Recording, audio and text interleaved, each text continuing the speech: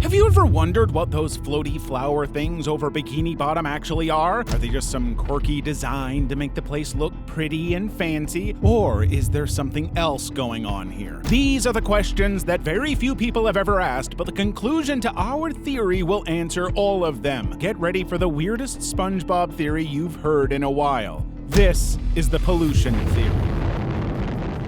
Everybody knows that applying logic to SpongeBob SquarePants is pretty pointless. It's a show about a talking sponge. Hi, how are you? But honestly, there's just so much of the show that's worth talking about that any theory is worth delving into. Well, today's theory will dig into some of the background lore of Bikini Bottom that you never knew existed. Partly because it doesn't really exist, but even theories deserve to be tested. Let's get going. In every single episode of SpongeBob SquarePants, the sky of Bikini Bottom is shown to be a beautiful blue ocean with what looks to be floating flowers. Now, these are generally considered to be clouds, just like our world, which makes sense, but what if I told you that these weren't actually clouds, but propellers from boats or possibly submarines? Honestly, it makes total sense when you really stop to think about it. If you take a look at boat propellers, they all have similar properties to the floating flowers in Bikini Bottom. They all have 3 to 5 leaves or blades, and some of them even have the kind of groovy, imperfect design that these clouds have too. And let's not forget that we're talking about an underwater world here. So if there was going to be any place for boat propellers, it's definitely under the sea. But let's address something I think you're going to ask about. Why are they so colorful? Why are they so blurry? Okay, we'll come back to the blurriness later, but let's focus on the color thing for now. Honestly, it's a pretty easy thing to explain.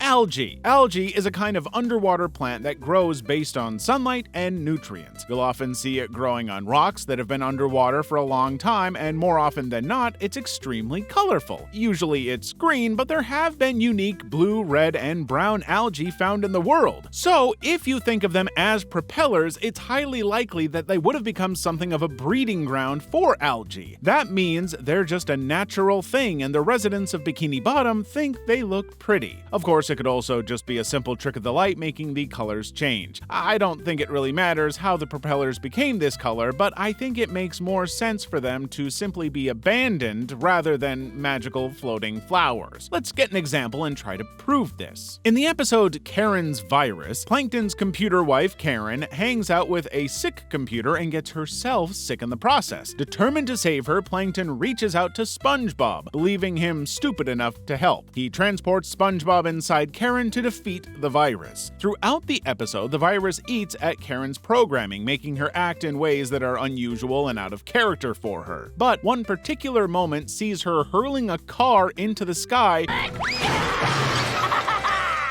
right at one of the sky flowers, and when it makes contact, it knocks the flower out of the sky. Now, if that was just a simple cloud like in our world, there's no way the flower would fall, let alone shatter. It would have to have something tangible and solid to knock it out. And I mean, when we really think about it, the flowers are all different sizes, suggesting that some are closer than others, but they're never right beside one another or overlapping like real clouds. And I think this could be because the boats or subs couldn't really be that close without colliding. And it happens again in the SpongeBob movie, Sponge Out of Water. The movie opens with Plankton attacking the Krusty Krab to steal the Krabby Patty formula. But after fiendishly fooling Mr. Krabs, Plankton manages to do it, leaving a false document in its place. But when SpongeBob and Plankton fight over it, the secret formula suddenly vanishes, leaving the residents of Bikini Bottom without their beloved Krabby Patties. Bikini Bottom turns into a weird kind of apocalyptic wasteland, and we see one of the flower clouds drop.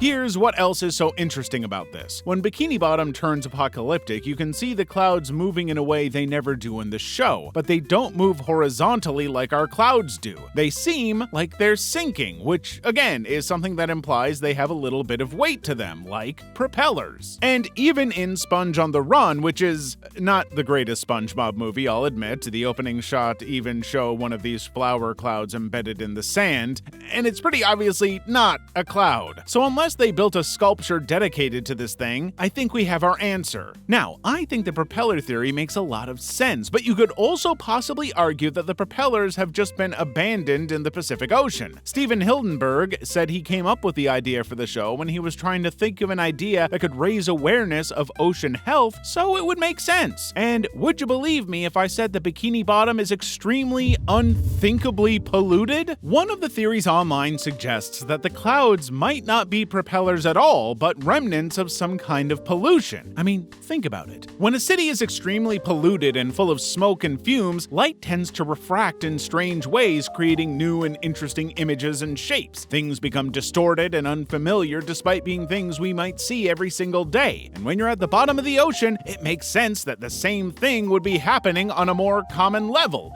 Besides, does a talking sponge and a starfish know that this kind of thing isn't normal? Probably not. That also explains why some of the shapes are so unique and strange. They're likely all more or less the same design but being refracted through the toxicity in the water. But what if it really isn't anything to do with propellers or boats? What if we're just looking at pure pollution itself? How would that even make sense? Actually, it makes a lot of sense when you consider that Bikini Bottom is inspired by a real place with a controversial history. In the episode SP-129, SpongeBob annoys Squidward so much with his demands to play that Squidward hides himself in the freezer. But when SpongeBob leaves him alone, Squidward realizes he's locked himself inside, forced to wait for someone to find him. 2,000 years later. The door finally opens and Squidward discovers that his savior is Spongetron, a robotic descendant of SpongeBob. Honestly, it's best if you don't really think about it too much. Anyway, Spongetron throws Squidward out and offers him a chance to go back to his own period of history in a time machine. But Squidward instead decides he's going to go back to a time before SpongeBob was ever born. He ends up traveling so far back that he finds nobody else and enjoys the peace. But then a primitive sponge and starfish arrive, and you can guess how that goes. What's interesting here is that we're getting a look at the original Bikini Bottom, and if you look at the sky, you'll see that there are no flower clouds anywhere. It's pure, uncivilized wilderness. This suggests that something must have happened that would have cleaned this place up enough to create an entire atoll at the bottom. Well, yeah, Steven Hillenberg has confirmed that Bikini Bottom was at least inspired by, and is believed to be underneath, the Bikini Atoll in the Pacific Ocean. Now, if you happen to know anything about Bikini Atoll, you know why that's so interesting. But if you don't, let me briefly explain. Back during the days of World War II, the United States military began using the Bikini Atoll in the Pacific Ocean as a nuclear testing site.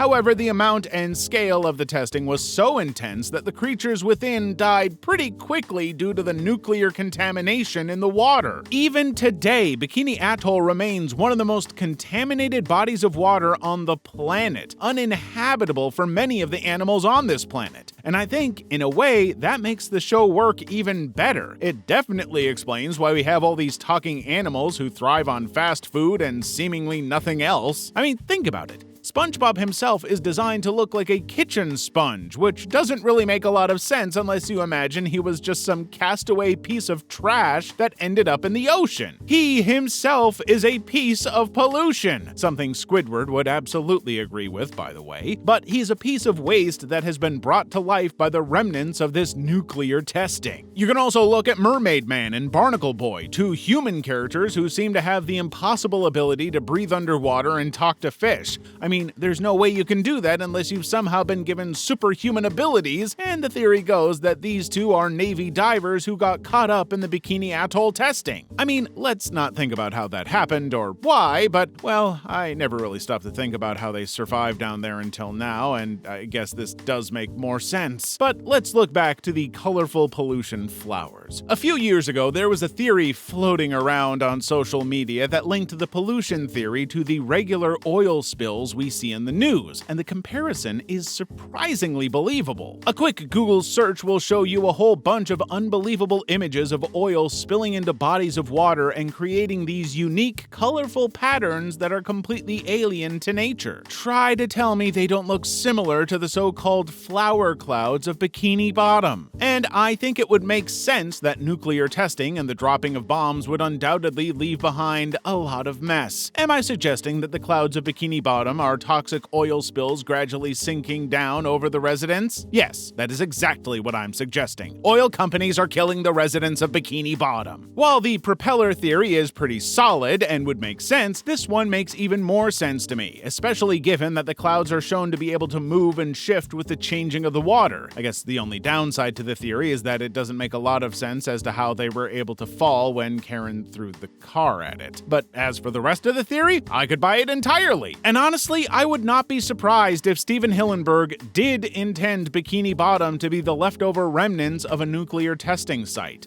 Welcome to the apocalypse, Mr. Squidward. I hope you like leather. I mean, if you wanted to make a show that was promoting ocean health, then setting it in the brutal aftermath of a bomb site makes total sense. Thankfully, he found a way to make it look way better than that sounds. But I honestly think it makes the show more interesting to consider it in this light, that the residents of Bikini Bottom have been created in the aftermath of nuclear testing. It's not quite as violent or terrifying a story as Godzilla, but it makes the show seem more optimistic somehow. Even after all the chaos and disaster, there will always be this little atoll on the bottom of the ocean, flipping burgers and throwing cars at one another. The flower clouds will continue floating above them no matter what. Or maybe they're just floating flowers in an underwater atoll full of talking, fast food-loving fish. I don't know, man. I just like cartoons.